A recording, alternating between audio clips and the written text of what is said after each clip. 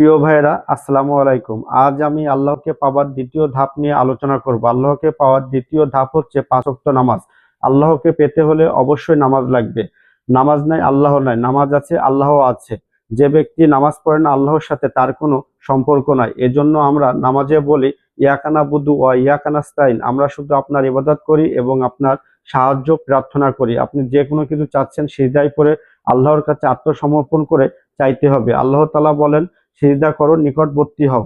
নামাজ না পড়লে মানুষ কুফরিতে লিপ্ত হয়। একজন মুমিন বান্দা আর একজন অমুসলিম বান্দার ভিতরে পার্থক্যই হচ্ছে নামাজ। এক কথায় নামাজ না পড়লে ইসলামের রশিটা ছিঁড়ে যাবে।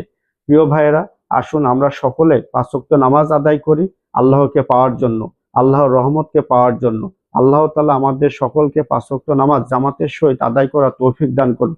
ফজরের নামাজের পাশাপাশি আমরা প্রতিদিন অন্তত 2 রাকাত করে হলেও তাহাজ্জুদের নামাজ পড়ার চেষ্টা করি। তাহাজ্জুদের নামাজের মাধ্যমে আপনি যা চাইবেন আল্লাহ তাআলা আপনার মনের আশা ইনশাল্লাহ পূরণ করে দিবেন।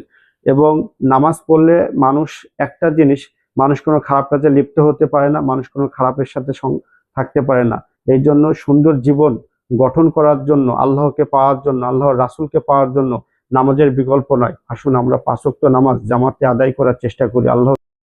আল্লাহ তাআলা আমাদের সকলকে পাঁচ ওয়াক্ত নামাজ জামাতের সহিত আদায় করার তৌফিক দান করুক।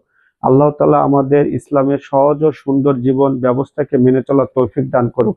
আসসালামু আলাইকুম সবাইকে।